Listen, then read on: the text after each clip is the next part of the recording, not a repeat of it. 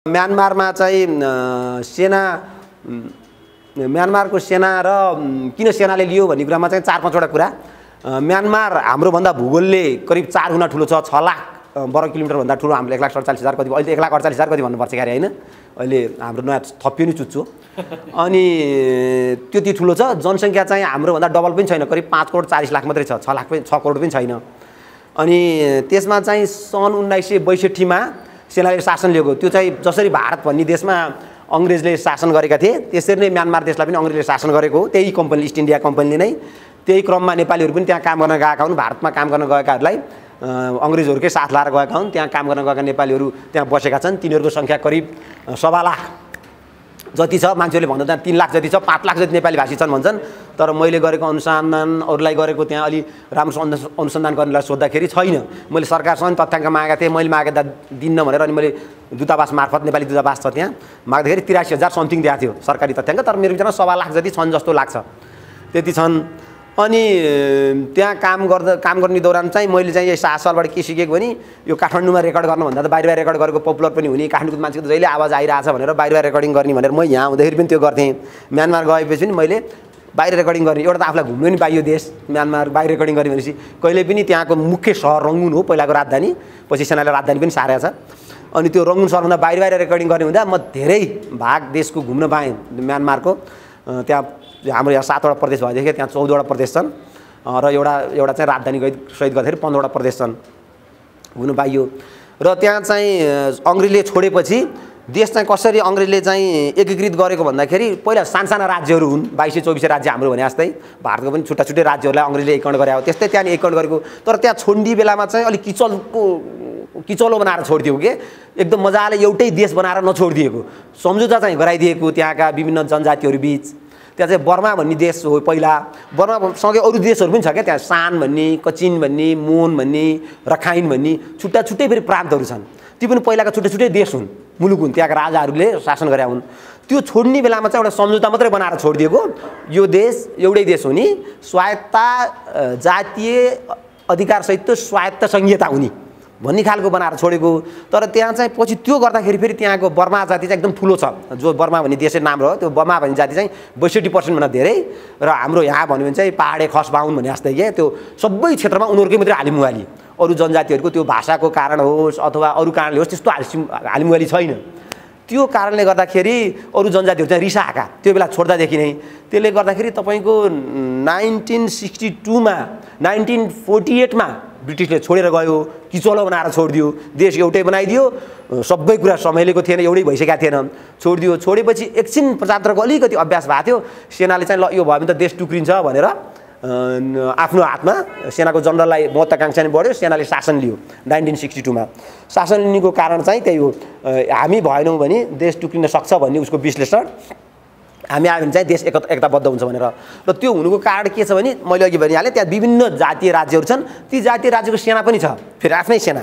र सेना भन्दाखेरि हाम्रोमा सशस्त्र सेना भन्छु, मैले सशस्त्र जातीय विद्रोही सेना भन्छु। त्यो चाहिँ तपाईँको माओवादी जस्तो हिट एन्ड रनवाला होइन। म्यानमारमा उनीहरूलाई इथनिक आर्म अर्गनाइजेसन भनिन्छ, जातीय सशस्त्र समूह। र एउटा म्यानमार भयो, तिनीहरूको आफ्नै कन्ट्रोल एरिया पनि छ। फेरि इथनिक आर्म अर्गनाइजेसनले कन्ट्रोल गर्ने एरिया, गभर्मेन्टले कन्ट्रोल गर्ने एरिया। कोही सम्झौता गरेरै त्यहाँभन्दा यता चाहिँ तना आइज, यो कालीकोटको ल सदरमुकाम चाहिँ तेरो भयो, तर योभन्दा बाहिरको इलाका चाहिँ हाम्रो है। पूर्वमा इलामको ल योसम्म चाहिँ 4 आलीसम्म त हो, त्यहाँभन्दा यता चाहिँ माथि हाम्रो हो। त्यसरी सम्झौता भयो, लिखितै होइन, त्यस्तै सम्झौता भएर बसेका सशस्त्र समूहहरू छन्। उनीहरू मजाले क्याम्प राखेर एउटा सशस्त्र समूहको त तपाईँको प्लेन नै छ, हेलिकप्टर नै छ भन्छन्। मैले देखाएको छैन त्यो सशस्त्र समूह, त्यति टाढोसम्म पुग्नु पाइनँ। केही सशस्त्र समूहमा गएँ, काम गरेँ उनीहरूसँग। किनभने हामीले नेताहरूलाई बोलाउनु पर्दा उनीहरूलाई पनि बोलाइन्थ्यो। केही चाहिँ भूमिगत छन्, कहिलेकाहीँ उनीहरूलाई फेरि आतङ्ककारी समूह घोषणा गर्छ। त्यही भएर शान्ति सम्झौता भइरहेछ त्यहाँ, जुन निष्कर्षमा पुगेको छैन। र त्यो बिचमा सेनाले शासन लिएपछि सेनाले शासन गर्यो। सेनाको शासनको बेलामा फेरि अब मान्छे त्यही हो, सेनाको शासन त त्यति बेला मन पर्दैन। सेनाको शासन मन नपर्नु कारण छ किनभने जननिर्वाचित सरकार त कुनै पनि बेला निरङ्कुश हुन खोज्दो रहेछ, सक्दो रहेछ भन्ने विश्व उदाहरणहरू छन्। अब सेनाको शासन त सेना त जनताप्रति उत्तरदायी हुनै परेन, जनताले भोट दिन माग्न जानु परेन। जसको हातमा बन्दुक छ, जसको हातमा पैसा छ, त्यो त शक्तिशाली हुने भयो र त्यसले आफ्नो मनलाग्दी गर्ने भयो। मनलाग्दी गरेको त नागरिकलाई मन नपर्ने भयो। त्यसकारण सेनाको विरुद्धमा बेला बेलामा सङ्घर्ष हुने गरेको छ। सबभन्दा ठुला सङ्घर्ष चाहिँ 1988 मा भएको ठुलो सङ्घर्ष छ। लिखित रूपमै 3000 भन्दा बढी मान्छे मरेको छन्, डकुमेन्टेड भन्छ। अनडकुमेन्टेड 10,000 को मृत्यु भयो त्यो बेलामा भन्छ।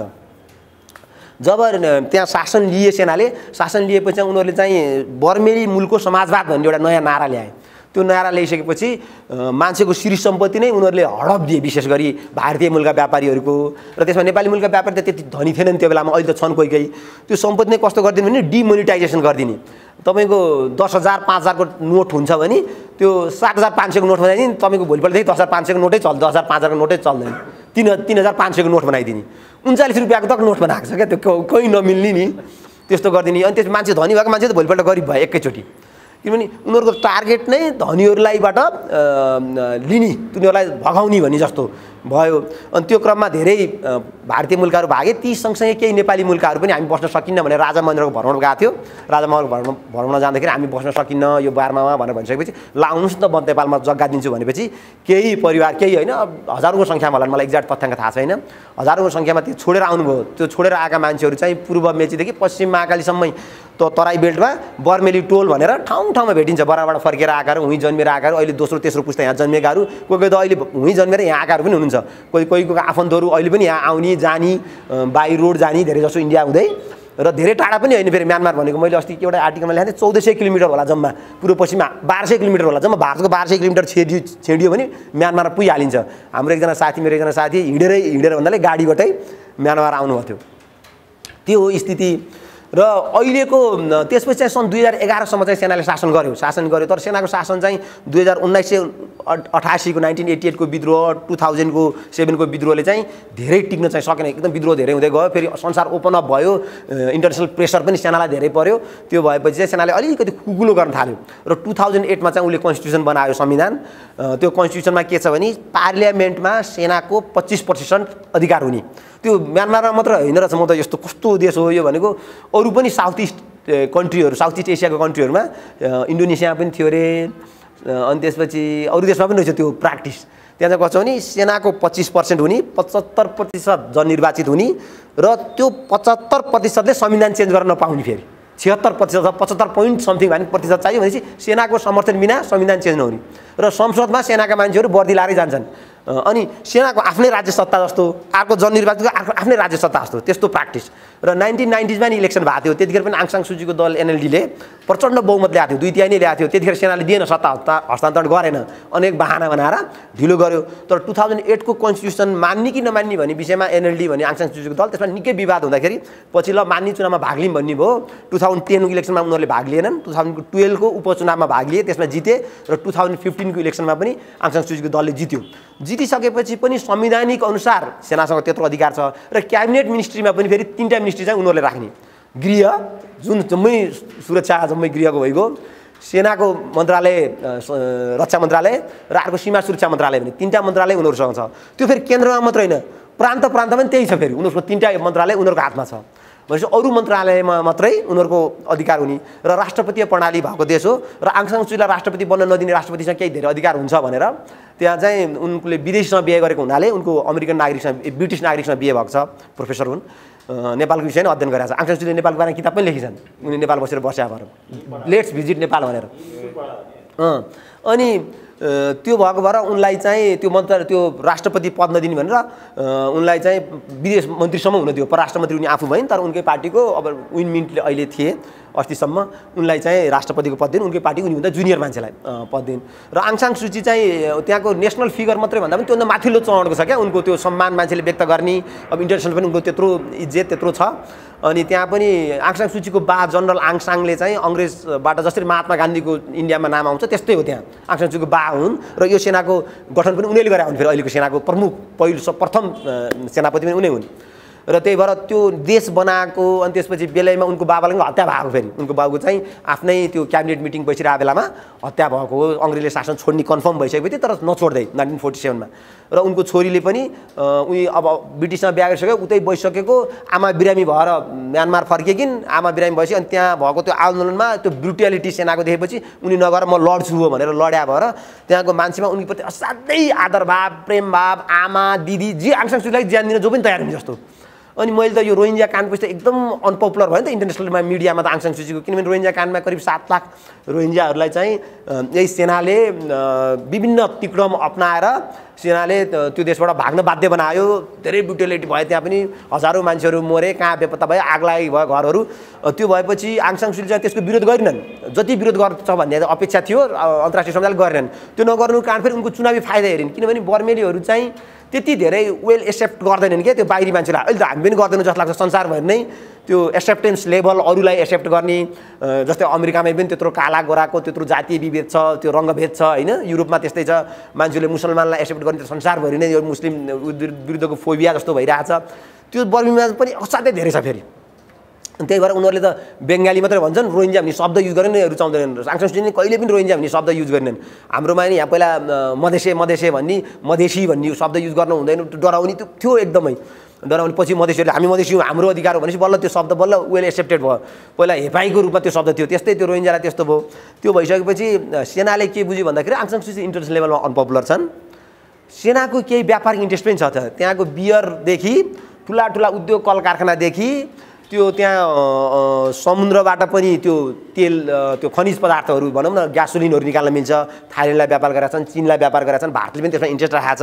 ग्यासोलिनमा पेट्रोल डिजेल ग्यास भयो, त्यो ठुलो छ त्यो खानी, त्यसमा पनि सेनाले लगानी। अब तपाईँको खाद्यान्नमा लगानी, लत्ता कपडामा लगानी, बियरमा लगानी, इन्टरटेनमेन्ट सेक्टरमा लगानी, रेडियो सेनाकै, टिभी सेनाकै, मोबाइल कम्पनी यो सेनाकै, यो टेलिकम सेनाकै, सबै सेनाको क्या धेरैमा। अनि आङ सान सुची आइसकेपछि उनको दल आइसकेपछि उनले होइन तिमीहरूको लगानी कहाँ हो, कति हो, पारदर्शी हुनु पऱ्यो, आम्दानी कति छ, खर्च कति छ, सेनाले कमाएको छ भने पनि ठिक छ, कहाँ छ के छ त्यो देखाउनु पऱ्यो भन्ने कुरा उनले ल्याइन्।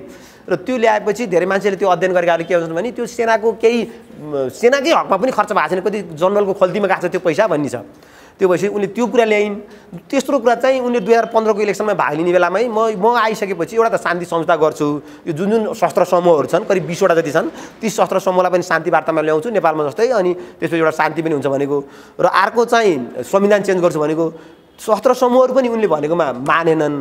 अनि संविधान चेन्ज गर्न पनि उनले सकिनन्, सेनाले दिँदै दिएन। र सेनाको केही व्यापारिक रुचिमा पनि उनले अवरोध सिर्जना गर्दा जस्तो भयो। त्यो 3-4 वटा कारण देख्यो। र अर्को चाहिँ सेनाले देख्यो कि आङ सान सुची अनपपुलर छन्, वेस्टले पहिला जति सपोर्ट गरेको थियो अहिले त गर्दैन होला भन्ने भयो। त्यो 4-5 वटा कारणलाई उसले मध्यनजर राखेर उसले के सोच्यो भन्दाखेरि this is the right time, अहिले चाहिँ लिनुपर्छ भनेको। फेरि अहिलेको यो सिनियर जनरल चाहिँ यो जुनमा उसको रिटायर हुँदैछ, 65 वर्ष पुरा भएर ऊ रिटायर हुँदै थियो। र यसभन्दा अगाडिका जो सिनियर जनरल भन्ने चनल छ त्यहाँ प्रधान सेनापतिलाई, जो प्रधान सेनापति थिए तिनीहरू सबैले सत्ताको बागडोर सम्हालेका।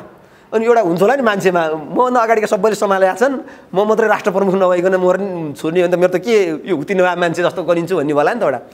त्यो भएको भएर अनि उसले ती 4-5 वटा कारणलाई विश्लेषण गर्यो। र हामी जसरी भारत बेष्टित भन्छौँ नि, भूपरिवेष्टित सँगसँगै चीन त टाढाको नजिकै भए पनि टाढाको छिमेकीदेखि नै यत्रो हिमालय पर्वत कट्न पनि हाम्रो त धेरै जम्मै कुरा भारतसँग छ नि। अब जम्मै भारतले नाकाबन्दी गरिदिनु कति अप्ठ्यारो हुने, त्यहाँ चाहिँ चीनसँग छ त्यस्तो।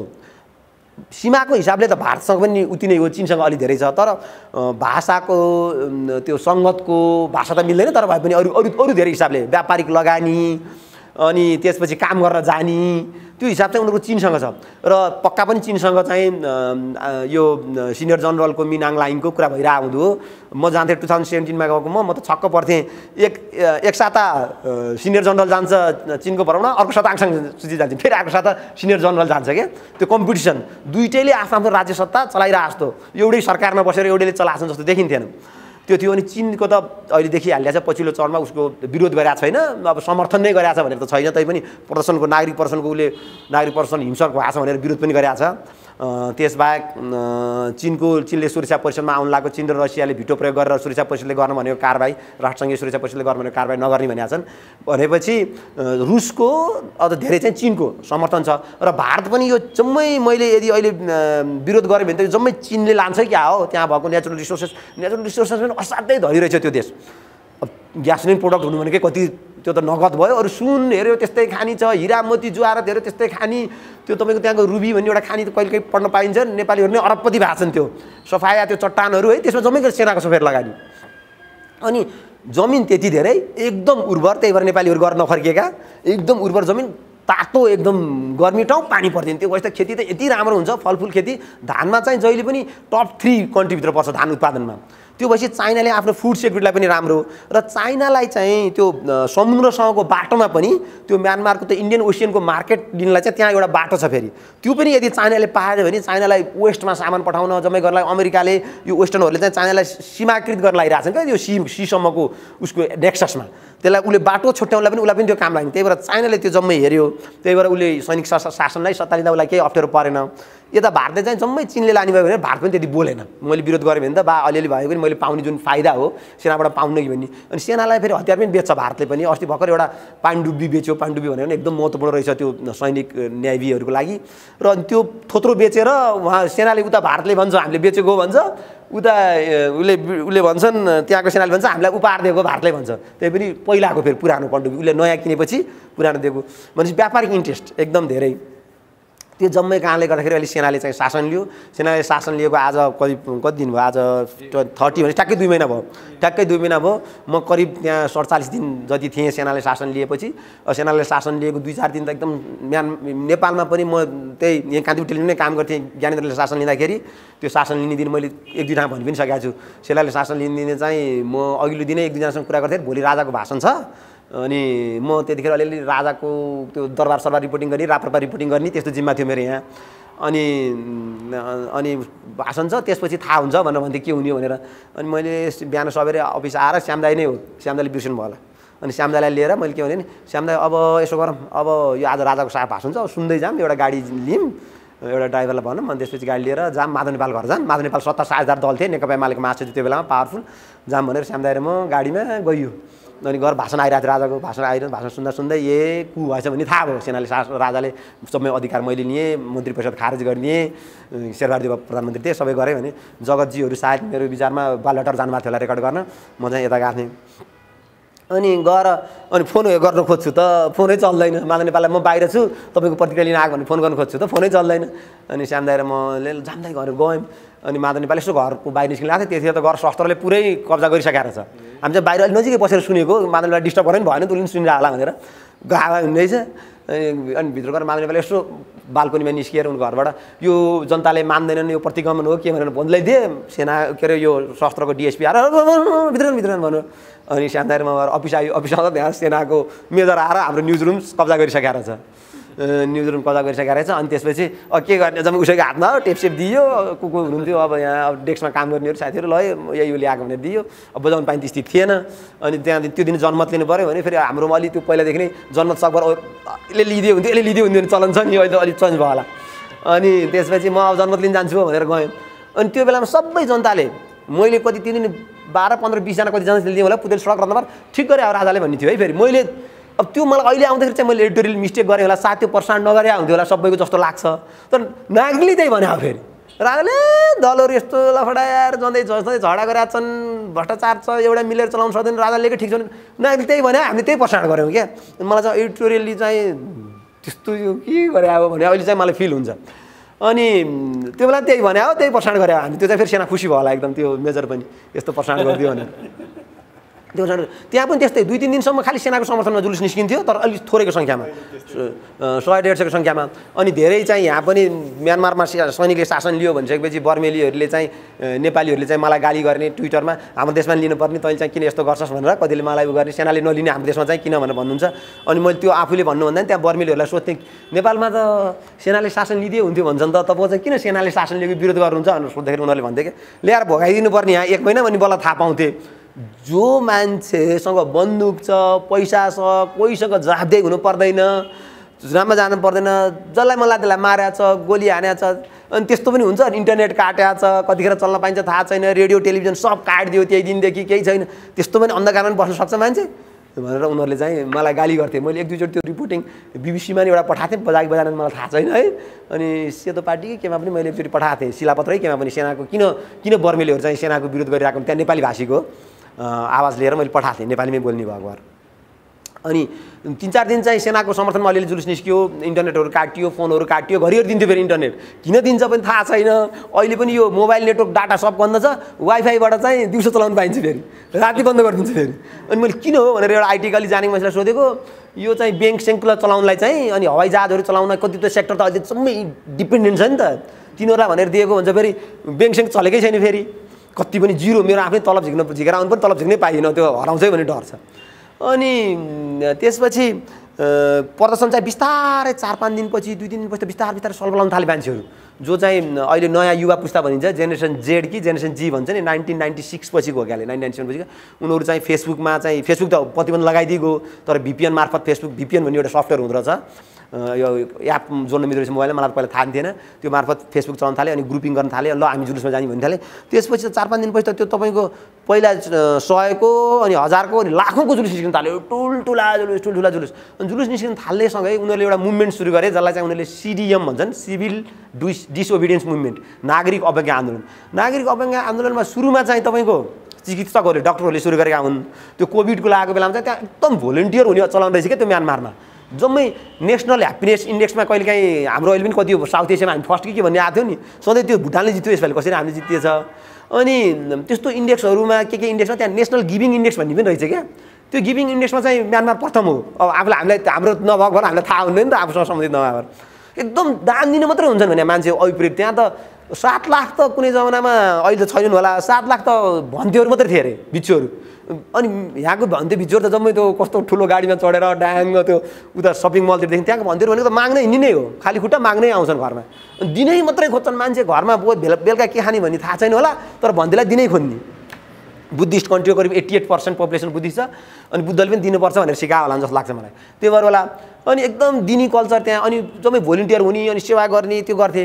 अनि सबभन्दा पहिला चाहिँ उनीहरूले अब सेनाको सरकारले लिइसकेपछि सैनिक मातहतमा बसेर हामी काम गरिँदैन भनेर भने। अनि सेनाले लिने बेलामा चाहिँ यहाँको जस्तै गरे हो, यहाँको भन्दा अलिकति फरक के थियो भने यहाँको चाहिँ मादन नेपाललाई ककैन लयो भने हामीलाई थाहा थियो, यसलाई कहाँ लयो भने थाहा थियो, त्यहाँ चाहिँ थाहा नहुने। राति जुन दिन उनीहरूले सैनिक शासन लिए त्यो दिन राति लगभग 12 बजेदेखि उनीहरूले अपरेसन सुरु गरेछन् क्यारे, मैले 5 बजी मात्रै थाहा पाएको थिएँ। झ्याप्प पहिला आङ सान सू चीलाई सञ्चार सम्पर्क विच्छेद गराइदिए, राष्ट्रपतिलाई सञ्चार सम्पर्क विच्छेद गराइदिए, र राजधानी फेरि एकदम गाउँमा लहर बनाएछन्।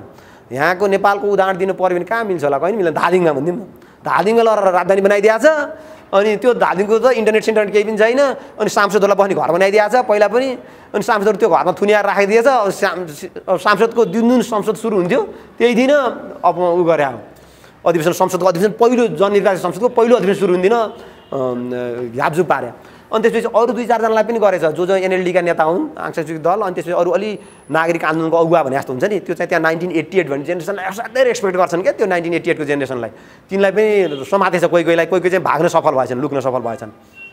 अनि त्यसरी गरिसकेपछि अनि आन्दोलन चाहिँ युवाहरूले चाहिँ ल अब आन्दोलन सुरु गरौँ भने सुरुमा चाहिँ राति 8 बजेपछि ढ्याङ्ग्रो ठटाउँथे सबैले घरबाट। अनि किन ढ्याङ्ग्रो ठटाएको भनेको चाहिँ यो शैतान भगाउने बर्मेली तरिका हो, यो सेना चाहिँ हाम्रो शैतान जस्तो भएर आयो, त्यही भएर 15 मिनट चाहिँ ढ्याङ्ग्रो ठटाउने, डाङ डाङ डाङ डाङ ठकाउने। त्यो तपाईँको ढ्याङ्ग्रो मात्रै होइन, घरमा उनले के अरे थाल ठटाउने, भाँडाकुँडा ठटाउने, जम्मै ठटाउने। अनि त्यसको चाहिँ फेसबुकमा अपलोड गर्न थालेपछि फेसबुक बन्द गरिदिएको सेनाले, बन्द गरिदिनु, चल्न चलिरहेको छ। एकदम स्पाइकमा देखिन्छ, त्यो हेऱ्यो भने त्यो हेर्न मिल्दो रहेछ नि त, फेसबुक कतिले कुन देशकाले कति चलाइरहेछ भनेर त्यो एकदम स्पाइक देखिन्छ, झन् बढिरहेछ। अनि त्यसपछि चाहिँ त्यो नागरिकहरू, त्यो युवाहरू चाहिँ आन्दोलनमा आउन थाले। आन्दोलनमा आउँदै त्यो मान्छेको जुलुस बढ्दै बढ्दै बढ्दै गएपछि सरकारी कर्मचारीहरू नै आन्दोलनमा सहभागी हुन थाले। सरकारी कर्मचारी मात्रै, सुरक्षाकर्मी नै आन्दोलनमा सहभागी हुन थाले। जब सुरक्षाकर्मी आन्दोलनमा सहभागी हुन थाल्यो त्यसपछि त झडप हुन थाल्यो। के भयो भने म आन्दोलन नियन्त्रण गर्न गएको सुरक्षाकर्मी छु, आन्दोलन त्यहाँ धेरै भइसक्यो, अनि म यताको वर्दीसहित म त तपाईँतिर मिल्न आएँ भन्छु। त्यो भएपछि यताको सेनाको जुन कमान्डर हो उसले त थुत्न खोज्नुभयो, उसलाई कहाँ जान पाउँछस् भन्नुभयो। थुत्न खोज्दाखेरि चाहिँ झडप 2 पछिको झडप भन्नुभयो, अनि त्यसपछि त गोली हान्यो। अनि गोली हानेपछि मान्छे मर्न थाल्यो। मान्छे त्यहाँ बेला अगाडि मरेका थिएनन्। अनि जब यो सिभिल डिसोबिडियन्स मुभमेन्ट बढ्दै बढ्दै गयो, अरू क्षेत्रका कर्मचारीहरूले पनि, ब्याङ्किङ क्षेत्र, प्राइभेटले पनि सिको गरे, फेरि सरकारले मात्रै होइन, रेल सेवा बन्द भयो, त्यसपछि प्राइभेट ब्याङ्किङ सेक्टरले गर्न थाल्यो, त्यसपछि शिक्षा, स्वास्थ्य, सबै मन्त्रालयका कर्मचारीहरू आउन थाले। बढ्दै बढ्दै गएपछि जहाँ CDM मुभमेन्ट भयो त्यसपछि त सेनाको त्यो पहिला पनि सैनिक शासन भएकाले के भन्छ भने अरू कुरा सेनाले पहिल्यै बुझिसकेको थियो, यतिको आन्दोलन हुन्छ यसलाई दबाउँछु यताउता भन्ने। तर सरकारी कामकाज नै यस्तरी ठप्प पार्दैनन् भन्ने चाहिँ सेनाको किताबमा थिएन, त्यो पुरानो किताबमा भएन, अहिले नयाँ भयो। त्यसकारण उनीहरूको अहिले सबभन्दा बढी टार्गेट नै त्यो CDM मुभमेन्टलाई कसरी निस्तेज पार्ने भन्ने हो। पटक पटक थ्रेट दिएका छन्, CDM मुभमेन्टमा लाग्नेहरूलाई मारिदिएको छ, घरमा गएर गोली हानेको छ होइन। त्यो गर्दा फेरि CDM मुभमेन्ट चलिरहेकै छ। त्यहाँ चाहिँ जम्मै सरकारी कर्मचारीलाई क्वार्टर दिने चलन रहेछ। क्वार्टर पनि त्यही जसरी सांसदहरू राखिन्छ त्यस्तै फरक फरक ठाउँमा क्वार्टर राखिदिएको। अनि त्यो निवासमा बस्ने, निवासमा बस्न दिएन, उनीहरूलाई निकालिदियो। अनि त्यसपछि कतिको जागिर गयो, कति सिडिएम मुभमेन्टमा गएको भनेर त्यहाँ फेरि अर्को के हुने भने रातिमा सधैँ कर्फ्यू हो, बिहान दिउँसो चाहिँ भेला हुन नपाइने 5 जनाभन्दा धेरै भन्ने त्यो निषेधाज्ञा जारी गरेको छ, मान्छे त आएकै छन्। अनि कर्फ्यूको बेलामा चाहिँ त्यो कस्तो पड्काउने त्यो स्टन ग्रेनेड भन्ने पढायो मैले त्यहाँ, यहाँ अब मैले त्यो धेरै थाहा छैन यो बन्दुक सम्बन्धी, यस्तरी पड्कायो चाहिँ टाटा टाटा टाटा टाटा गोली पड्कायो जस्तो। अब यहाँ आफू सुत्या छु घरमा है, झ्यालबाटै गोली आएको जस्तो लाग्ने, आफूलाई पनि डराउने क्या, मनमा एकदम त्रास हुने, अनि मार्छ कि आज भने जस्तो हुने। म त डराएर 1-2 दिन घर पनि सुतिनँ। अनि अन्त गरेर सुत्न पाइन्थेन। फेरि त्यहाँ नियम के छ भने पहिलेदेखिको नियम रहेछ, सेनालाई जम्मै मान्छे को कहाँ सुत्या छ भने रेकर्ड चाहिने। यहाँ नेपालीहरू कोही गएर आफ्नो घरमा राख्नु पऱ्यो भने पनि, डेरामा राख्नु पर्दाखेरि पनि वडा कार्यालयको अनुमति लिनु पर्थ्यो। अब पछि 2011 पछि नयाँ सरकार 2015 पछि चाहिँ अलिक कम भएको थियो। तर मेरो 1-2 जना नेपाली साथीहरू जानुभएको थियो, उहाँहरूलाई त म कहाँ हुँदा त म कहाँ राख्न सकेँ। अन्त बाहिर जाँदाखेरि चाहिँ त्यहाँको नेपालीहरूलाई लौ न तपाईँ कहाँ राखिदिनु भन्दा होइन सर नराखौँ होला, अब कस्तो हुने हो, बरु होटलमै राखौँ भनेर भन्ने। होटलमा बस्नु पऱ्यो भने आफ्नो नागरिकता नभइकन बस्नै पाइन्थेन, पासपोर्ट नभइकन मन नपाउने। त्यहीँको लोकल स्टाफ मेरो साथीहरू म जिल्ला जाँदाखेरि नपाइने त्यस्तो। त्यो एकदम कडा सेनाको त्यहाँ स्पेसल ब्रान्च हो कि स्पेसल पुलिस फोर्स हो, एसपी भनेको एसबी भनेको त्यो एउटा म अलिक कन्फ्युज छु। त्यो आउँछ भनेर अब मैले सासवा जस्तै कार्यक्रम गर्ने, कार्यक्रममा सोधिदिनु प्रश्न भनेर अब मान्छे आएको सोधिदिनु पऱ्यो, नयाँ नेता राखेको के कायदा भएर सोध्न हुन्छ र प्रश्न हामीलाई सोधेन भोलि त्यो स्पेसल ब्रान्चकोले आएर दुःख दिन्न भनेर डराउने। अनि स्पेसल ब्रान्चका मान्छेहरू पुरा कार्यक्रम रेकर्ड गर्न आएको आफै भित्र आउने। 1-2 चोटि त मेरो झगडै परेको छ, तिमीहरू कहाँ यसरी आउनु पाउँछौ यो त भनेर उनीहरूसँग टसल नै परेको छ। 1-2 चोटि मलाई त्यो सेनाले दुःख पनि दिएको छ अलिअलि, त्यति ठुलो दुःख त होइन, त्यस्तो त्यो भन्नै पर्ने गरी दुःख छैन, अलिअलि मैले पाएको छु। अनि त्यहाँ पनि 1-2 चोटि एक रात चाहिँ मलाई डर कात्ता लान्छ यार, फेरि घर ड्याङ पार्ने। अब मोबाइल फोनमा फेसबुक छ भने पनि परिगयो यो कारबाही, मैले केही पर्नै परेन। अब आङसाङ सुइरा लागेको आरोप तपाईँलाई थाहा छ होला, 6वटा वाकीटोकी घरमा राखेको भनेर आरोप लागेको फर्स्टचोटि। अनि दोस्रोचोटि चाहिँ राष्ट्रपिता लागेको आरोप चाहिँ के भने चुनावको बेलामा त्यो डिजास्टर ल रहेछ, त्यो कोभिडको रिस्ट्रिक्सनलाई मान्नुपर्ने। कोभिड रिस्ट्रिक्सन चाहिँ के थियो उसको घर अगाडिबाट 250 जनाको जुलुस गएको थियो अरे, त्यो जुलुसमा हात लाग्यो उसको परिवार आएर भन्ने ल लागेको। अनि एकदम हास्यास्पद के कानुन। अनि पछि त अहिले त अपराध उसको पनि थप्दै गएको छन्, त्यो के अरे भ्रष्टाचार विरुद्धको के हाम्रो यहाँ साई आएको थियो नि त्यस्तै गठन गरेको। त्यहाँ फेरि यो सेनालाई चाहिँ संविधान अनुसार है यो कु गरे फेरि 417 धारा रहेछ, हाम्रो 127 धारा थियो पहिला राजा हुँदाखेरि।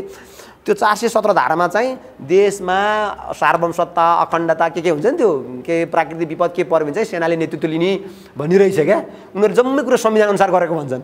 अनि के कारण गरेको भन्दाखेरि चाहिँ चुनावमा धाँधली भएको थियो, एकदमै धेरै धाँधली भएको थियो चुनावमा। त्यो धाँधलीको विषयमा हामीले निर्वाचन आयोगलाई भन्यौँ, त्यसले सुनेन। त्यसपछि राष्ट्रपतिलाई भन्यौँ, त्यसले सुनेन। पुरानो संसदलाई भन्यौँ, त्यसले सुनेन। केही पनि नसकेपछि हामीलाई केही उपाय भएन, प्रजातन्त्र खतरामा पऱ्यो, त्यस कारण हामीले लिएको भन्यो फेरि उनीहरूको तर्क। अनि उनीहरूको कुरा चाहिँ 1,04,00,000वटा अनियमितता भएको छ भन्छन्। फेरि अनियमितता शून्य भएको पनि होइन, किन दोस्रोचोटि मात्र प्रजातान्त्रिक चुनाव भइरह्यो 2015 पछि। अनियमितता कस्तो भने 18 वर्षमा उभिएका 2-4 जना भोटर लिस्टमा नाम थिए होला होइन, थिएनन् भनेर म भन्न सक्दिनँ, किन म त्यहीँ थिएँ चुनावमा। अन्तर्राष्ट्रिय पर्यवेक्षक पनि आएको थियो, कोभिड भएको भएर धेरै आउनु पाएनन्। तर ठिकै थियो, त्यस्तो बिघ्न कहाँ 83% संसदको सिट जितेको छन् आङसाङ सुची पार्टीले। सेना समर्थित दल पनि छ त्यहाँ, फेरि त्यो चाहिँ रिटायर्ड जनरलहरूले खोलेको USDP भन्छ, त्यो प्रमुख प्रतिपक्षी दल पनि हो, त्यसमा 3% छ भनेपछि त्यो एकदम भास्ट डिफ्रेन्स छ। त्यो धाँधलीले भएको अनियमितताले त्यस्तो ठुलो असर पार्नेवाला चाहिँ छैन, त्यो चाहिँ म पनि भन्न सक्छु, सायद अब त्यो संसारले पनि भन्छ होला। अनि उनीहरूले भने चाहिँ यो मरेका मान्छेको नाम थियो, अनि के अरे बसाइ सरेको गरेर गएको मान्छेको नाम छ, ती जम्मैले भोट हालेर जिताएको हो, यो हुँदैन, यो प्रजातन्त्रलाई खतरा भयो यो भनेर ट्रम्पले भनेको थियो नि। त्यस्तै हो उनीहरूको भन्ने शैली चाहिँ त्यही छ, सधैँ दिनदिनै त्यही एउटा कुरा भन्छन्। सेनाले शासन लिलामी त्यही भने पहिलो दिन पनि दिनदिनै त्यही कुरा आउँछ। अनि त्यो अधिकार फेरि सेनाले कस्तो आउँदो रहेछ भने त्यो संविधान अनुसार 418 धारामा चाहिँ व्यवस्थापिका, कार्यपालिका, न्यायपालिका तिनटैको अधिकार चाहिँ सेनालाई हुँदो रहेछ। अनि मार्सल ल भन्ने एउटा ल हुँदो रहेछ, अब मलाई त थाहा थिएन, यहाँ नेपालमा काम गर्नु थियो। त्यो मार्सल ल चाहिँ कस्तो हुँदो रहेछ भने त्यहाँको लोकल गणपति भनौँ न, एउटा मेजर छ अथवा के गण भन्दा पनि सानो के हुन्छ, सेनाको टुकडीहरू त्यो त्यहाँ चाहिँ टाउनसिप भन्छन् अनि डिस्ट्रिक्ट भन्छन्। त्यो टाउनसिप लेभलको सेनाकोलाई पनि फेरि के अरे मृत्युदण्डसम्मको अधिकार दिने फैसला गर्ने अधिकार छ। मृत्युदण्डको चाहिँ उसले दिएको फैसलाको चाहिँ पुनरावलोकन प्रधान सेनापतिलाई भन्न पाइन्छ। अरू शब्द अधिकार मृत्युदण्डसँग फैसला दिन सक्ने भने त जे पनि अरू जम्मै उसलाई अधिकार छ, 20 वर्ष जेल, आजीवन जेल, त्यो उसले फैसला गरेर बोलेपछि सकियो सेनाको त्यस्तो। अनि त्यो मार्सल ल पनि लाग्छ, त्यो चाहिँ सबै देशभरि लाग्छ नि, फेरि कहीँ त्यो कुन ठाउँमा बढी प्रचलन हुन्छ त्यहाँ लाग्छ। अनि मान्छे चाहिँ दिउँसभरि जुलुसमा गयो, अनि सेनाले टक्क हेर्दैछ, ए यहाँ चाहिँ यी मान्छे लुकेर बसेका छन् राति भनेपछि त्यो ठाउँ जस्तै एउटा भनौँ न, ल यो आज चाहिँ यो टिनकुनेमा हान्ने भनेर सेना छलफल गर्छन्। तिनकुनलाई पुरै त्यो घेराउ गर्छन् सेनाले। अनि घर घरमा गएर त कहाँ आएको तेरो खोइ परिचय पत्र त यहाँ कसरी आइस भन्यो। अब कोही अब लिस्टमा परेको नाम छ ऊ छ भने अनि त्यसपछि त्यहाँ झडप हुन्छ। अब मेरो परिवारलाई कोही समाधान त म रुन्छु कराउँछु किन समाधान लाग्यो भन्छु, त्यहाँ झडप हुन्छ। त्यो तानतानमा गर्दाखेरि कहिले बच्चालाई गोली हानेर मारेको छ, कहिले कसलाई मारेको छ। त्यसरी चाहिँ अब 30-40 जना भन्दा त बच्चाकै बढी मृत्यु भइसक्यो होला। आज त 540-50 पुगिसक्यो होला आजसम्म। त हिजोको मैले हिजो रातिसम्म डाटा हेरेको थिएँ। भनेपछि त्यो आन्दोलन त्यसरी बढ्दै गएको छ। नागरिकहरूले प्रतिरोध गरिरहेछन्। उनीहरूलाई एकदमै उनीहरूले चाहिँ अमेरिकी सेना हो हामीलाई बचाऊ भनेर लेखेको ब्यानरहरू देखिन्छ, राष्ट्रसङ्घीय सेना हो हामीलाई बचाऊ भनेर लेखेको देखिन्छ। त्यहाँ चाहिँ त्यो शस्त्र समूहहरू पनि अहिले यही बेलामा खेल्ने मौका पाछन्। फेरि उनीहरूले चाहिँ कतिले चाहिँ ल आउनुहोस् अब हामी तपाईँलाई सपोर्ट गरिन्छ, हामीले तपाईँलाई हतियार दिइन्छ भने जस्तो प्रत्यक्ष रूपमा नभने पनि। अनि फेरि युवाहरू त जोस हुन्छ, उनीहरूले आफैले घरेलु हतियारहरू बनाएको छन्। अहिले त त्यो रेटिलेट के भन्छ नि, रेटिलेट के भन्छ अङ्ग्रेजीमा, त्यो प्रतिरोध गर्ने भनेर आफैले गुलेली सुलेली लिएर भाला साला लिएर आन्दोलनमा जाने होइन। अनि फेरि हाम्रो जस्तै त्यो टिके गराइदिएको छ जहाँ त्यहाँ त्यो मन्त्री परिषदमा नि उसले उपाध्यक्ष नै बनाएको छ, हाम्रै सिकाएको लाग्छ। मेयर उपमेयर हाम्रो यहाँ थियो नि त त्यो प्रधान सेनापति, अनि मेयर उपमेयर पनि टिके बनाएको छ, जम्मै टिके बनाएको छ। अनि कोही कोही फेरि टिकेलाई मारिदिएको छन् फेरि अहिले त प्रशासनकारीले पनि गएर। अनि त्यो शस्त्र समूहहरूले पनि त्यो सेनाको जहाँ नजिक ब्यारेक थियो उनीहरूको 2-3टा शस्त्र समूह त भोकल दिने आएर आक्रमण गर्न थालेछन्। फेरि बेसहरूमा पुलिस क्याम्पहरूमा आक्रमण गर्न थालेछन्। त्यो सबैले गर्दाखेरि चाहिँ एकदम रक्तपातपूर्ण डरलाग्दो परिस्थितिको सिर्जना भएको छ। मैले छोटो रूपमा भन्नु पनि लामो भने माफ गर्नु होला। अब क्वेसन एन्सरमा जाउँ है। बारम्बार अलग अलग राजनीतिक दलले लोकतन्त्र जस्तो काङ्ग्रेसले 7 सालमा गर्यो, त्यसपछि झापा विद्रोह पनि भयो, उनीहरू डेमोक्रेटिक मुभमेन्टमा आए, पछि माओवादीले हिंसात्मक गर्यो, फेरि डेमोक्रेटिक मुभमेन्टमा आए। त्यस्तो त्यहाँ छ कि त्यस्तो एउटै दलको सुरुदेखि नै लडिरहेको एउटै दलले? त्यहाँ चाहिँ एउटै दल हो। त्यहाँ चाहिँ आङ सान सुची नै नेसनल फिगर हुन् र बर्मामा चाहिँ कस्तो घर बनाउँदाखेरि एउटा एकदम धार्मिक मान्छेहरू भएको देश छ क्या, थेरावादा बुद्ध धर्म मान्ने। त्यो घर बनाउँदाखेरि नै तपाईँको एउटा कुनो भनौँ न, घरको कुनो जुन सानो घर एकदम झुपडीमा पनि एउटा कुनो हुन्छ जहाँ चाहिँ भगवान्को मूर्ति राखिन्छ क्या, राख्नै पर्ने त्यो घर बनाउँदाखेरि। त्यो अनि त्यो मैले हाउस स्ट्रक्चरमा हेर्छु एउटा पोको निस्किएको छ, जुन घरमा पनि एउटा पोको निस्किएको के हो भनेको त त्यो पछि गएर हेर्दा थाहा भयो। जम्मै घरमा त्यो हुन्छ। र त्यहाँ कति कति घरमा जाँदा त आङ सान सुचीको फोटो पनि त भगवान् बुद्धको सँगै राखेका हुन्छन्। अनि कोही जेसस मान्नेहरू छन् भने अब 88% बौद्ध मार्गी छन्। अनि त्यस्तो सत्कार छ क्या उनीप्रति। नेसनल फिगर अब हामी कहाँ त्यस्तो फिगर त बिपीको पालामा बिपी थियो कि 15 सालतिर, अब थाहा छैन मलाई। र त्यस्तो फिगर चाहिँ कोही भयो जस्तो लाग्दैन। र दल पनि उनको एक्लै दल हो क्या, अर्को नजिकको दल भने अर्को छँदै छैन। अनि अहिलेको चुनावमा चाहिँ मलाई के लाग्थ्यो भने यो क्षेत्रीयवादी दलहरू थिए नि त, जुन इथनिक आर्म अर्गनाइजेसन भन्यो त्यस्तै उनीहरूको पार्टी पनि छ, तिनीहरू अलिक स्ट्रङ भएर आउला 2015 भन्दा आउनु तिनीहरू पनि आएनन्। आङ सान सुचीकै दलले प्रचण्ड बहुमत पहिला भन्दा पनि झन् बढ्यो। जब आङ सान सुची अनपपुलर होलिन् पनि फेरि सरकारमा गएपछि त डेलिभर गर्न सकिँदैन नि त। त्यसले पनि 5 वर्ष सरकारमा गइसकिन्, सेनाले काम गर्न दिएर भन्न त भनिन्छन् तैपनि भनिरहेको थियो, तर भएन। त्यही दलले नेतृत्व गरे हो। तर त्यो दलभन्दा पनि त्यहाँ चाहिँ नागरिक स्तरकै देख्छु हो म त। 1988 को पनि त्यो 88 जेनेरेसन भनिन्छ, आङ सान सुचीको दल एनएलडीले होइन, त्यो जेनेरेसनले गरे हो। 2007 को चाहिँ स्याफ्रुन रिभोल्युसन भन्छ, त्यो मङ्गोहरू नै सडकमा आएर विरोध गरे हो। ठुल्ठुला विरोध पर्सन भएको छन्। त्यहाँ चाहिँ दलभन्दा नागरिक स्तरमा अहिले चाहिँ जेनेरेसन जीले नेतृत्व गरेको आन्दोलन भनेर भन्छन्। त्यस्तो त्यहाँको मिडियाको चाहिँ ट्रेन्ड के रहेछ? खास गरेर यो आन्दोलन भइरहेको छ होइन, सेनाको दमन पनि छ, त्यो पत्रकारहरूले समाचार लेख्ने इस्युलाई उठाउने अथवा चाहिँ त्यो पत्रकारको चाहिँ अवस्था शान्ति सुरक्षाको उनीहरूको प्रेस फ्रिडमको ग्यारेन्टी त्यो स्थिति के छ त्यहाँ म्यानमा? त्यो चाहिँ सेनाले शासन लिनुभन्दा अगाडि भने अहिले पछिल्लो चरणमा 2011 भन्दा अगाडि चाहिँ त्यहाँ प्रेस सेन्सरसिप थियो। कुनै पनि कुरा छाप्नु अगाडि सेनालाई गएर देखाउनु पर्थ्यो। एउटा सेनाले चाहिँ एउटा बोर्ड बनाइदिएको थियो, के बोर्डको नाम चाहिँ म त्यो बोर्डको अफिसमा 2-3 चोटि गएको थिएँ। कपिराइट त होइन, सेन्सर बोर्ड भन्थे भन्न चाहिँ जम्मैले, तर प्रेस काउन्सिल भने जस्तै काउन्सिलको एउटा बोर्ड थियो क्या, त्यो सेन्सर बोर्ड। र सेन्सर बोर्डमा गएर देखाउनु पर्थ्यो। सेन्सर बोर्डले जे पारित गर्यो त्यो छाप्न पाइन्थ्यो। रेडियो टेलिभिजन त सबै सरकारी मात्र थियो। 2011 पछि चाहिँ बिस्तारै मिडियाहरू खुल्न थाले र मिडियाको चाहिँ हाम्रो यहाँ जस्तै ठ्याक्कै विकास हुँदै गएको थियो। हाम्रो 2062-63 पछि भन्दा अझ अगाडि 2000 हाम्रो त 50 सालपछि नै एकदम बढी विकास भयो नि, त्यस्तै विकास हुँदै गएको थियो। र टेलिभिजनहरू पनि नयाँ नयाँ खुलिरहेको थिए, हुँदै गएको थियो। तर पछिल्लो चरणमा चाहिँ जब सेनाले शासन लियो, रेडियो टिभी त सबै बन्द गरिदियो। रेडियोमा त्यसै पनि समाचार आउन दिन्थेन। अलिअलि मात्र समाचार भनेको त्यो कस्तो मनोरञ्जनात्मक खेलकुद अनि न्युज पनि आङ सान सुचीले यसो भाषण गरिन् भने त ऊ समाचारहरू आउँथेन एफएमहरूमा चाहिँ। सरकारी मात्र त्यो प्राइभेट टेलिभिजनहरू चाहिँ थिए, 2-3 टेलिभिजन चाहिँ कडा रूपमा नै हाम्रो जस्तै हाम्रो कान्तिपुर टेलिभिजन जस्तिकै प्रभावकारी टेलिभिजनहरू थिए। न्युज एन्ड करेन्ट अफेयर्समा फोकस गरेका टेलिभिजनहरू पनि थिए र मैले चाहिँ तिनीहरूसँगै काम गर्थेँ। र आएको थियो, तर त्यहाँ त सेनाले शासन लिने बित्तिकै त्यो त ट्यापै बन्द गरिदिएको। अनि त्यसपछि अरू त्यहाँ अरू पत्र पत्रिका पनि हप्ता 10 दिन 15 दिनसम्म चल्यो अलिअलि डराइ अनि कुनै दिन त खतरा फोटै हाले त आज त भन्ने लाग्थ्यो। अनि त्यसपछि त तिनीहरू जुन कडाको अलिकति विरोधमा आएको छ तिनीहरूको लाइसेन्स खारेज गरिदियो। अनि त्यो टिभीहरू पनि सबैको लाइसेन्स खारेज गरिदियो। लाइसेन्स खारेज गरिदिएपछि उनीहरू केही पनि प्रसारण गर्न पाएन र पत्रकारहरूलाई पनि पक्राउ गर्न थाल्यो, धरपकड गर्न थाल्यो जो आन्दोलन गएका छन् र जुन पत्रिकाको कार्यालयहरूमा गएर धरपकड गर्यो। केही पत्रकारहरू अहिले भूमिगत भइसके, केही पत्रकारहरू चाहिँ सीमामा आछन्। त्यहाँ चाहिँ पहिलेदेखि नै भूमिगत भएर काम गर्ने चलन रहेछ पत्रकारहरूको। त्यसरी नै थाई म्यानमार बोर्डर छ। थाई म्यानमार बोर्डर चाहिँ अलिअलि सेमी ओपन, पूर्ण ओपन पनि होइन, तर चाहियो भने अलिअलि घुसेर जान सकिने, लुकेर भागेर छिर्न सकिने। त्यसरी चाहिँ थाई बोर्डरमा आएर चाहे त्यहाँ डिबिबी भन्ने एउटा डेमोक्रेटिक भोइस अफ बर्मा भन्ने टेलिभिजन च्यानल छ, ठुलो मिडिया हाउस हो, मिजिमा भनिन्छ, तिनीहरू चाहिँ जसको लाइसेन्स पनि खारेज गरे तिनीहरू चाहिँ यता आछन्। के पत्र पत्रिकाहरू त बन्द भए, सेनाको प्रतिरोध गर्न सकिँदैन भनेर। केही चाहिँ पत्रकारहरू भूमिगत काम गरिरहेछन् र अहिले चाहिँ धेरै सूचना चाहिँ यो स्मार्टफोनले चाहिँ यति धेरै काम गरिरहेछ। जोसँग स्मार्टफोन छ त्यही नागरिकहरूले त्यही हामीले कान्तिपुर टेलिभिजनमा प्रसारण गर्ने भिजुअल पनि त्यही हो, रोइटर्स CNN BBC दिने भिजुअलहरू पनि त्यही हुन्। त्यो चाहिँ तिनीहरूले खिच्छन्, त्यो खिचेको पठाइदिन्छन् अनि त्यो समाचार एजेन्सीहरूले चाहिँ त्यसलाई भेरिफाई गर्ने कोसिस गर्छन् र जुन भेरिफाई हुन्छ त्यसलाई चाहिँ हामीहरूसँग पुर्याउँछन्। त्यही समाचार बाहिर जान्छ र अहिले त्यहाँ पत्रकारिता भनेको फेसबुकमा मात्रै सीमित जस्तो देख्छु म। अहिले ट्विटर पनि एकदम बढी चल्यो। पहिला त त्यहाँ ट्विटर थाहा थिएन, नेपालमा जति पपुलर थिएन, फेसबुक मात्रै थियो। अहिले चाहिँ फेसबुक बढी नै पपुलर छ। फेसबुक मात्रै छ सञ्चार माध्यम, ट्विटर छ, अनि त्यसमा हाल्छन्।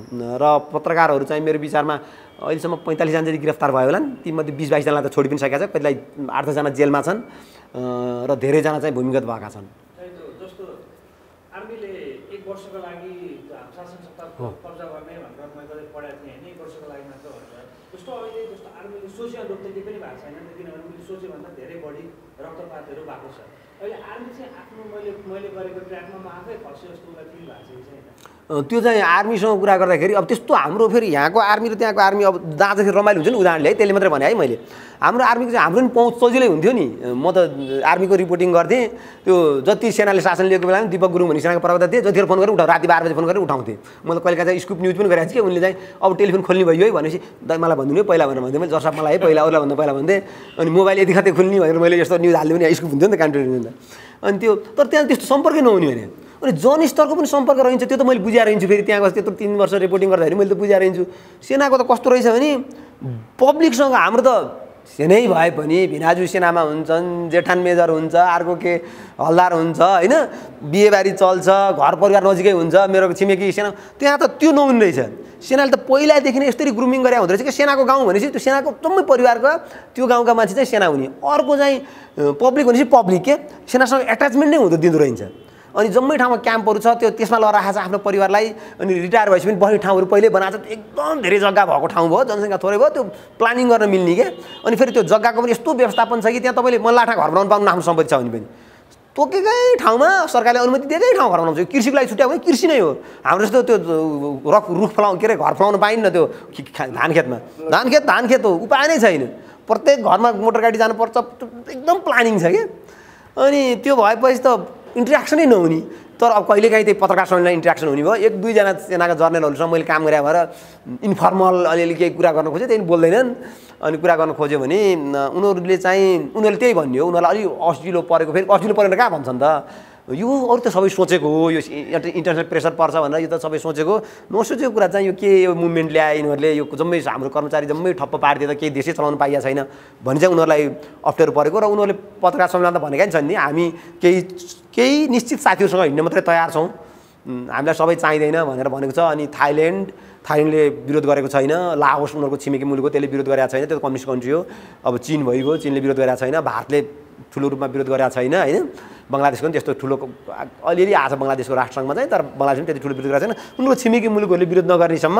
र फेरि सेल्फ सस्टेन केमा छन् भने उनीहरू कृषिमा चाहिँ सेल्फ सस्टेन छन् क्या, बेच्छन् नै। त्यो भात मजाले खान पाइन्छ, भात खान पाइन्जेल र चीनले नाकाबन्दी नगरिन्जेल चाहिँ त्यति अप्ठ्यारो हुँदो रहेछ। त्यसो भएपछि नागरिक स्तरलाई यो आन्दोलनलाई उनीहरू दबाएरै जान सकिन्छ भन्ने छ। र 1 वर्ष त हाम्रो पनि राजा ज्ञानेन्द्रले 3 वर्ष माग्या हो, हामीले नागरिक स्तरबाट आन्दोलन भयो, छिटै टुङ्गियो। अब त्यहाँ छिटो टुङ्गिन्छ कि सकिन्छ कि त्यो चाहिँ अब भविष्यकै गर्वमा छ, आन्दोलन कसरी अगाडि बढ्छ भन्ने। मेरो विचारमा चाहिँ सेनाले 1 वर्षमा आयो नि 1 वर्षमा दिनु होला। फेरि यो चुनाव गराउँछु भनेको छ। चुनाव गराउँदाखेरि एनएलडी जो दल हो त्यसले किन पो भाग लिएर आफैले जितेको भर्खरको चुनाव हारेर फेरि तपाईँले त्यो थाइल्यान्डमा पनि त्यस्तै छ। थाइल्यान्डमा पनि अहिले विरोध प्रश्न भइरहेछ। कहिले हामी न्युज बनाउँछौँ होला। थाइल्यान्डमा पनि के भयो भने सिनावात्राकै कसको पार्टीले जितेको अनि जितेपछि सेनाले फेरि लिएको अनि त्यो म्यानमारकै संविधानलाई थाइल्यान्डले अलिकति अनुकरण गरेर संविधान बनाएको अनि त्यस्तै छ क्या त्यहाँ। अनि त्यो भएको भएर त्यो साउथ इस्ट एसियामै फुल्ली डेमोक्रेसी इन्जोय गरेका देशहरू अलिक कम छन्। अनि त्यसले गर्दाखेरि अनि इन्टरनेसनल प्रेसर पनि कस्तो हुँदो रहेछ भने अब पछि गर्दा उनीहरूले देशको हित हेर्ने, आफ्नो देशको जियो पोलिटिक्स हेर्ने, हतियारको किनबेच हेर्ने, सेनासँग सम्बन्ध हेर्ने, त्यहाँको नेचुरल रिसोर्सेसहरूको कसरी आफूले लिन पाइन्छ भने हेर्ने, त्यो हुन्छ होला। त्यसले गर्दाखेरि 1 वर्षमा छोड्न लाग्दैन। छोड्यो भने अब एनएलडी त भाग लिनु होला पक्का पनि चुनावमा। उनीहरूको मैले हेर्दाखेरि त्यो सेनापतिको लक्ष्य नै के देख्छु भने युएसडीपी जो दल हो त्यसले भाग लिने स्थिति चुनावको गराउने, निर्वाचन आयोग पुरै चेन्ज गरिदिएको छ। त्यो चुनावलाई खारेज गरिदिनै सक्यो। अनि त्यसले चाहिँ नयाँ चुनाव गराउने, नयाँ चुनावमा चाहिँ नयाँ पार्टी युएसडीपी भन्ने जो सेना समर्थित दल हो त्यसले चाहिँ चुनाव जित्ने अनि अहिलेको सेनापति चाहिँ राष्ट्रपति हुने अनि सरकार चलाउने, यसले चाहिँ बाहिर राख्ने भन्ने होला। अब त्यो त इन्डियामा के बङ्गलादेशमा पनि प्र्याक्टिस भयो नि। परम्परा त्यसले भाग लिएन, चुनाव भयो, अब त्यो प्र्याक्टिस हुन्छ होला जस्तो लाग्छ मलाई।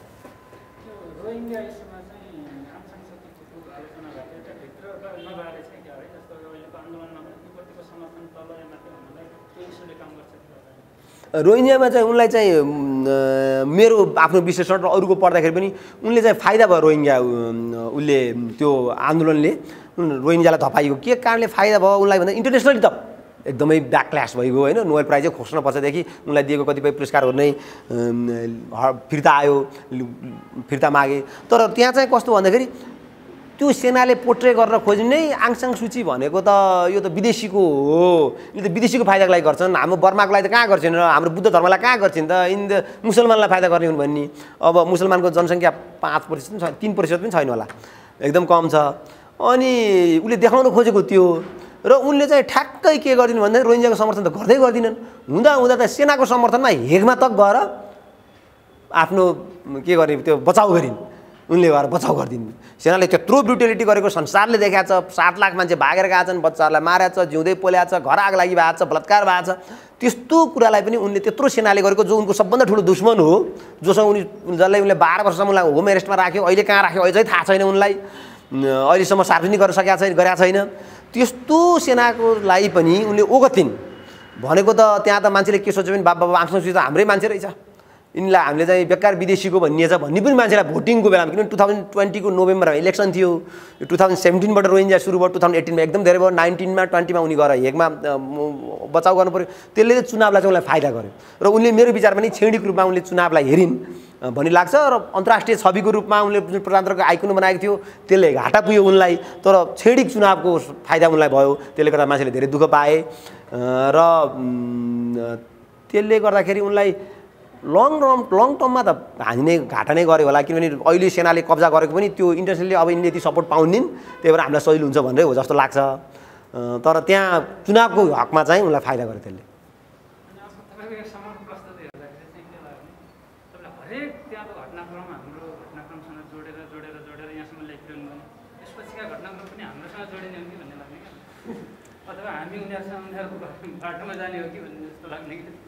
यो आप्रवासी नागरिक छ नि, तिनीहरूसँगको पहिलेको व्यवहार त्योभन्दा अगाडिको व्यवहार अहिलेको अवस्था कस्तो? अब अहिले त त्यस्तरी उनीहरूले व्यवहारै त्यस्तरी त भइसकेको छ अहिले त, किन आन्दोलनै छ नि मुभमेन्ट। अनि अब एकदम गाह्रो हुने क्या मलाई। अब नेपालीहरू जुलुसमा, गोर्खाली भनौँ न, नेपाली भाषी नेपाली मुलकाहरू जुलुसमा जाने अनि यत्तरी मार्छ कि भने जस्तो आफूलाई त्यो के नेपाली अब आन्दोलन प्रजातन्त्रको लागि, के अरे प्रेस स्वतन्त्रताको लागि, मानव अधिकारको लागि आन्दोलन गरेका हो नि। उनको आन्दोलन गरेकोमा अब ठिक हो गरे हान भन्ने लाग्ने, घरिघरि फेरि गोर्खा लेखेकै बिहान लिएर जाने अनि अङ्ग्रेजीमै नारा लेखेर जाने होइन, कोही कोही त दौरा सुरुवालै लाएर जाने, ढाका टोपी लाएर जाने होइन, अनि महिलाहरू गुन्ने चुलोमा जाने। ला हेत्तेरी यस्तो नगरिदिए आउँथ्यो पनि, फेरि व्यवहारिक कुरा आउने मनमा नि, अनि डर लाग्ने कता यिनलाई पनि के हुन्छ कि फेरि दुःख दिएर फेरि धपाइदिन्छ कि रोहिङ्ग्यालाई त्यस्तै धपाएको भन्ने। त्यहाँ पनि गोर्खाली समुदायमा, नेपाली भाषी समुदायमा पनि त्यो विवाद छ। कतिपय बुजुर्गहरू चाहिँ नगर न तिमीहरू, किन जाने हो भने त्यो गोर्खाको ब्यानर लिएर किन जान्छौ भन्ने छ। कतिपयले चाहिँ होइन प्रजातन्त्रको लागि यत्रो देशले गरिरहेछ, यत्रोले गरिरहेछ, हामी गोर्खालीहरू चाहिँ पछि हट्ने, यो भन्दा भोलि प्रजातन्त्र ल्याउनु हाम्रो के छ भन्दा त केही पनि भएन यत्रो इन्टरनेसनली उ गरिरहेछन्। अहिले हामी कहाँ छोड्छौँ भने त्यो युवा पुस्ताको अलिअलि बुजुर्गहरूको त्यो छ। र त्यहाँ चाहिँ गोर्खालीहरूको एउटा धार्मिक सङ्घ, धार्मिक त होइन, होल गोर्खालीको एउटा संस्था छ, अखिल म्यानमा देशीय गोर्खा हिन्दू धार्मिक सङ्घ भन्ने। त्यो चाहिँ त्यो धार्मिक सङ्घ खोल्या फेरि सेनाले पहिला अरू सङ्घ सङ्गठन खोल्न नदिने, त्यही भएर खोल्या हो। अनि त्यसले चाहिँ प्रदर्शन गरेको छैन, त्यसले चाहिँ विरोध पनि केही गरेको छैन, समर्थन पनि केही गरेको छैन।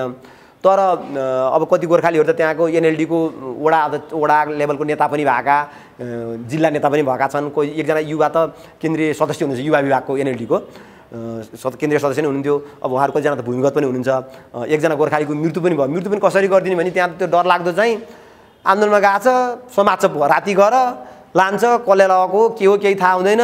अनि कहाँ गयो भन्दा पनि गोर्खालीहरू गएर सोधे कहाँ लगाएको हाम्रो मान्छे ल्याएको छ भन्दा छैन हामीलाई थाहा छैन भन्छ। 3-4 दिनपछि तेरो सब लिन आइज भन्छ। सब लिँदा त हामी पिटेको उ गरेको कुटेको। एकजना एनएलडीको नेताको त कस्तोसम्म गरिदिएको भने त्यो मुखमा के हालिदिएछ तेजाब हालिदिएको जिब्रै छैन, दाँत छैन, सब बुझाउन जान्थ्यो कि सङ्लो मान्छेलाई लिएर गएको छ। 2-3 दिनपछि अनि कसरी यस्तो भयो त भन्यो भने चाहिँ होइन भाग्न खोजेको थियो, आफै लड्यो, के भयो यो उसमा पऱ्यो, यो एसिडमा पऱ्यो भन्छ। त्यस्तो छ। एकजना गोर्खालीको मृत्यु पनि भयो। अब त्यो चाहिँ आप्रवासीको भोलि त्यो समस्या अल्पसङ्ख्यकलाई त्यो समस्या पर्दैन भन्ने चाहिँ ग्यारेन्टी छैन, किनभने सेनाको रवैया के हुन्छ थाहा नै छैन। तर अहिलेसम्म चाहिँ फेरि गोर्खालीलाई सेनाले एकदम माया गर्छन्। त्यहाँको सेनामा पनि गोर्खालीहरूको अहिले एकदम थोरै छ। पहिला त ब्रिगेड नै थियो, के अरे ब्रिगेड त भन्दैन के भन्छ कुनै, सेनाको एउटा 4th ब्रिगेड नै हो, ब्रिगेड नै थियो, गोर्खा ब्रिगेड थियो। अनि गोर्खालीहरूले चाहिँ हामीलाई एकदम हाम्रो देश बचाउनमा धेरै लडेका हुन् भन्ने उनीहरूको भनाइ पनि छ। अनि त्यसपछि त्यहाँ एउटा एकदम सेनाको एकदम उच्चतमको पुरस्कार छ क्या, त्यो पुरस्कार पाउने जम्मा 4-5 जना मात्रै छन्, एकजना गोर्खाली छन्। अनि त्यहाँको फुटबल खेलाडी पनि एकजना गोर्खाली एकदम पपुलर पहिलाका, उनी चाहिँ यो एसियाकै टप खेलाडी थिए त्यो बेलामा, सुकबहादुर भन्ने, बहादुर भन्छन् उनीहरूले, सुकबहादुर भन्ने एकदम पपुलर छन्। त्यो एकदम माया गर्छन् मलाई पनि। म कतिपय ठाउँमा चाहिँ मलाई यसो यहाँ गाह्रो परेको भने म त गोर्खा हो नि, गोर्खाली हो नि भनेर कुरा गर्थेँ सेनासँग। यसो अफिसियल पर्ने बित्तिकै त्यो एकदम माया गर्ने हो, हामीलाई त गोर्खालीले कति माया गर्छ, हामीलाई कति माया लाग्छ भन्ने त्यो हो। त्यस कारण अब आप्रवासीहरूलाई असिलो पनि पर्न सक्छ, अहिले पर्दैन भने ग्यारेन्टी छैन। सेनाले कसरी लिन्छ, उनीहरू कसरी प्रदर्शनमा सहभागी हुन्छन्। अहिले त गोर्खालीले पनि त्यसरी प्रदर्शन गर्न छोडे, नेपाली भाषीले पनि, किनभने प्रदर्शनै त्यति ठुलो हुनु छोडेको छ। अहिले जाना छ त्यतिबाट सानो जुलुसहरू निकाल्ने, सेनालाई धपाइहाल्ने, त्यो खाले प्रदर्शन भइरहेछ। र तपाईँको प्रश्नमा चाहिँ मलाई अब 2-3 ठाउँ त्यो प्रश्नको मैले सामना गरेँ। अब मलाई के लाग्छ भने मैले आफूले विश्लेषण गर्दाखेरि अब 3-4 वर्ष अगाडिसम्म यही रिपोर्टिङ यहीँ गरिरहेको हिसाबले नेपाली सेनामा चाहिँ त्यत्रो ठुलो महत्त्वाकाङ्क्षा छ होला जस्तो लाग्दैन क्या।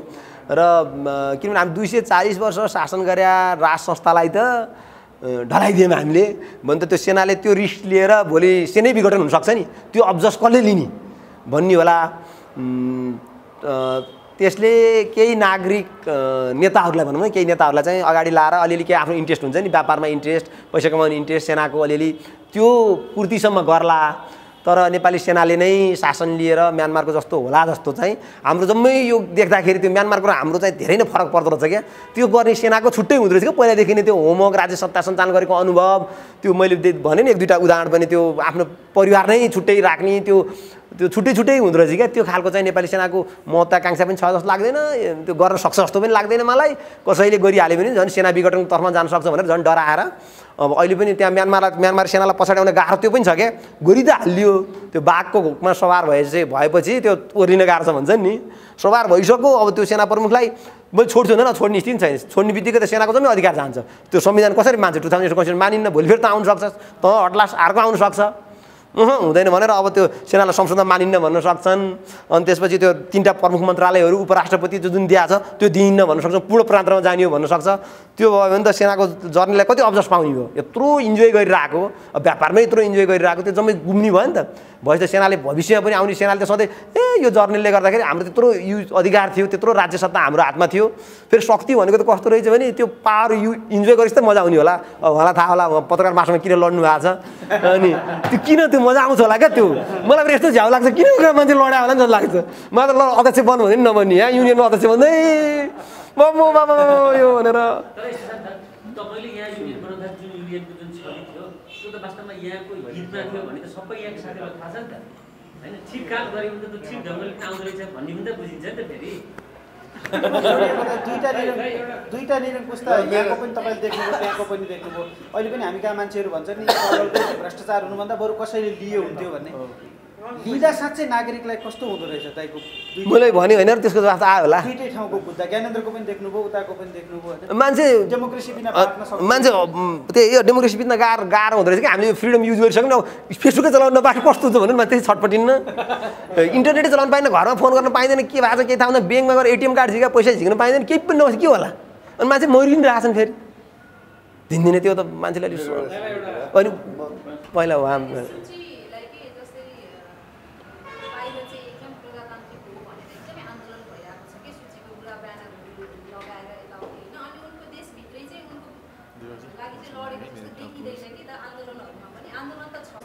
एकदम धेरै छ त्यो एउटा दुईवटा कुरो है कहिलेकाहीँ चाहिँ हाम्रो भिजुअलमा कमजोर भएको छ म्यानमारमा भएको प्रदर्शनलाई हामीले थाइल्यान्डमा भएको प्रदर्शन भनिएको छ कहिले थाइल्यान्डमा भएको प्रदर्शनलाई अन्त भएको प्रदर्शनलाई म्यानमारको भनिएको छ त्यो इन्टरनेसनल टेक्स्टमा पढ्ने अलिकति केही दुःख गर्नुपर्छ जस्तो लाग्छ मलाई है त्यो चाहिँ मैले हेर्थेँ म कहीँ चाहिँ हाम्रो त्यहाँ चाहिँ नेपाली भाषीहरूले चाहिँ यहाँको डिसोम घरमा राख्नु भनेको एकदम उहाँको उसको कुरो के अरे के भन्छ त्यो स्ट्याटस सिम्बल हो के त्यो धेरैले यहाँको डिसोम ल राख्छन् लुकीचोरी चल्छ डिसोम त के हो रहेछ र त्यो यहीँबाट पैसा तिर्नु मिल्दो रहेछ आजभोलि फेरि भुइँबाट पैसा तिर्नु मिल्छ मैले नि कति धेरै नै पैसा तिरेर राखेको पहिला थाहा भएन है त्यो पनि गैर कानुनी धन्न आएर समातेको छैन अनि त्यो चाहिँ चल्दो रहेछ अनि त्यहाँ हेर्दाखेरि मैले कान्तिपुर टिभी नै हो भन्न सक्दिनँ है म फेरि अरू टिभी न जम्मै हेर्थेँ म नेपालको हेर्दाखेरि चाहिँ कहिले कहिले ए ला यो म्यानमारको जुलुसै होइन म्यानमारको भनेर देखाएको छ थाइल्यान्डको तर आङसान सुची नै हो त्यहाँ एकदम आङसान सुचीलाई नै हो पोस्टर दिँदैन आङसान सुचीकै लिएर बाहिर आउने हुन् आङसान सुचीले हाम्रो नेत्रीलाई छोडिदियो हाम्रो आमा भन्छन् धेरैले कति दिदी भन्छन् छोडिदियो भने उनकै लागि छ मैले त कस्तो देख्छु भने आङसान सुचीलाई मात्रै छोडिदियो भने र आङसान सुचीले आन्दोलन नगरौँ भन्यो भने यो आन्दोलन त्यसै दबेर जान्छ त्यो त्यति ठुलो हुँदैन यो दबेर जान एकदम सहिलो हुन्छ तर त्यहाँ सेनालाई के डर छ भने आङसान सुचीलाई मात्रै मैले छोडेर उनले आन्दोलनमा फेरि बोलाइन् भने यो त थामी नसक्नुहुन्छ भनेर उसले आङसान सुची कहाँ छिन् भन्ने पनि भनेको छैन अब हाम्रो पत्रकार साथीहरूले पत्ता लगाएअनुसार उनलाई दिएको सरकारी निवासमै छन् उनलाई बाहिरसँग सम्पर्क छ छैन थाहा छैन किनभने वकिलले पनि सम्पर्क गर्न पाउँदैन उनलाई भिडियो कन्फरेन्सिङ मार्फत उनको अदालतमा चाहिँ न्यायाधीशहरूलाई चाहिँ देखाए न्यायाधीशसँग हाम्रो साथीहरूले इन्टरभ्यू गर्नुभएको थियो त्यो न्यायाधीशले के भन्थिन् भने उनको स्वास्थ्य स्थिति ठिकै छ त्यस्तै राम्रै देखिन्थ्यो राष्ट्रपति पनि उनको पनि भनेर भने र त्यो वकिल उनको जसले उनको वकिल गरिरहेछ उसले त त्यो स्क्रिन हेर्न नि दिन्न अरे त्यो न्यायाधीशले उनलाई स्क्रिनमा त देखाउँछ नि स्क्रिन हेर्न दिन्न त न्युरियर बस भन्छ अनि त्यो फेरि सेना जति त्यो सेना आउने बित्तिकै सबभन्दा धेरै परिवर्तन गरे भने त पहिला त म त्यो त्यहाँको राइजिङ नेपाल जस्तो न्यू लाइट अफ म्यानमार भनिन्छ त्यसो ग्राहक बनिहालेँ क्या म ठ्याक्कै संयोगले यो कु हुने बित्तिकै त्यो आए दिनदिनै सूचना के आउँथ्यो फल्लो न्यायाधीशलाई हटायो फल्लो न्यायाधीशलाई ल्याइयो भन्ने आउँथ्यो अस्ति न्यायपालिका सबै भएपछि त्यस्तो छ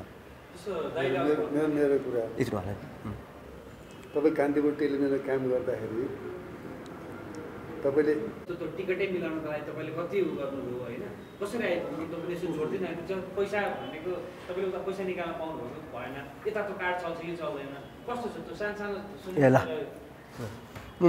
श्यामदाईबाट सुरु गरौँ है म त्यहाँ गएर गर्ने काम चाहिँ रिपोर्टिङ भन्दा अलिक फरक थियो यहाँ कान्तिपुर टेलिभिजन गर्दा रिपोर्टिङ गर्न पाइएको थियो यहाँ न्युज कोर्डिनेटर पनि पाइएन के अरे अनि त्यहाँ गएपछि गर्ने चाहिँ सासवाल जस्तो कार्यक्रम बनाउनु पर्ने क्या हप्तामा एउटा यहाँ गराउँदा दुःख भयो भनेर मैले त्यहाँ फेरि 15 दिनमा एउटा गरेर गराइदिएको थिएँ कि सजिलो गरेर आफूलाई सजिलो हुनुलाई अनि हप्ता गर्दै सधैँ दौडिदिउँ क्या सधैँ सुरेन दाईले ल्याउनु यार छिटो पठाइदिउँ यहाँ हेर्नु पऱ्यो भन्नुहुन्छ उहाँ एडिटिङ गरेर बसिरहेको छ आनन्द दाई र बिजन दाई हैरान अनि त्यसपछि त्यही भएर ल 15 दिनमा गर्ने साथी आयो भने ल ठिक छ भने 15 दिनमा गरिरहेको थियो त्यहाँ चाहिँ र त्यो म चाहिँ दैनिक रिपोर्टिङमा जानु पर्थेन भनेपछि मेरो अलिक ड्युटी नै फरक थियो मैले फेरि त्यहाँ बर्मेली भाषा राम्रोसँग बुझ्दिनँ एकदम काम चलाउ मात्रै जानेछु त्यही भएर मेरो रिपोर्टर साथीहरू थिए जो चाहिँ फिल्डमा खट्थे उनीहरूले सूचना ल्याउँथे म आफै फिल्डमा खट्न पर्थेन त्यो चाहिँ मलाई मिस हुन्छ फेरि म किनभने रिपोर्टिङमा एकदम रुचाउने मान्छे भएर रिपोर्टिङ गर्न नपाउँदाको पीडा त्यो गह जानु भए कस्तो गर्थेँ होला भने पनि मैले एक दुईचोटि बिबिसी नेपाली सेवालाई चाहिँ गरेँ पनि अनि तर म त्यस्तो धेरै प्रदर्शनमा गएर आफैले रिपोर्टिङ चाहिँ गरिनँ त्यो चाहिँ मलाई दुःख लाग्छ त्यो रिपोर्टिङ गर्न पाएको भएर म म्यानमार छोड्नु परेको कारण चाहिँ भिजा नथप्थेर हो उनीहरूले चाहिँ विदेशी पत्रकारहरू र पत्रकार मात्र अरू पनि कोहीलाई उनीहरूलाई जो चाहिँ सायद लिस्ट त छैन मलाई थाहा छैन है सेनासँग त्यो चाहिँ नबस्दिए हुन्थ्यो किनभने बेकार त्यहाँको सूचना बाहिर लाने मान्छे राखेर के काम छ भने उनीहरूले डाइरेक्ट ल त यो दिस निक्ला गर भनेर भनेनन् विदेशीहरू जम्मा अहिले 3 जनालाई मात्र पक्राउ गरेको छ 3-4 जनालाई एकजना पत्रकार हुन् त्यो चाहिँ आन्दोलन गरेर खिचिरहेको बेलामा सेनालाई के भयो जुन चाहिँ पोर्चुगिज नागरिक हुन् डचेवेला भन्नेमा काम गर्ने तिनलाई पक्राउ गरेको छ अरू एकजना चाहिँ आङसान सुचीको आर्थिक सल्लाहकार एकजना चाहिँ अस्ट्रेलियन नागरिक थिए तिनलाई पक्राउ गरेको छ अरू 2 जना कपल चाहिँ म पछि छोड्न लागेको थिएँ एयरपोर्टमा समातेको छ अस्ट्रेलियन नै कपाल हुन्। उनीहरू चाहिँ एउटा आइएनजिओ जस्तो पनि र एउटा यो व्यापारिक प्रतिष्ठान त्यस्तो खोल्ने त्यस्तो खाले काम गरेर रहेछन् त्यो। र मेरो हकमा चाहिँ भिसा नथपिदिएपछि मलाई बस्न डर लाग्यो। भिसा नथपि कि भूमिगत बस्नु पऱ्यो, अफिसले पनि फेरि भूमिगत बस्न स्वीकार गर्थेन, म अफिस छोड्नु पर्थ्यो, त्यो दुनियाँ हुन्थ्यो। र भिसाको अरू बेलामा पनि भिसा थप्ने बेला परेको थियो, निवेदन दिने 2 हप्ता अगाडि निवेदन दिएपछि भिसा आउँथ्यो, बसिन्थ्यो। यसपालि चाहिँ सेनाले शासन नीति यसपालि त अलिक छिटो दिनुपर्छ भनेर मैले 1 महिना अगाडि नै निवेदन दिएको। आउँदैन खै के छ भन्यो जवाफै दिने हो भने भन्दैन, दिन्न पनि भन्दैन।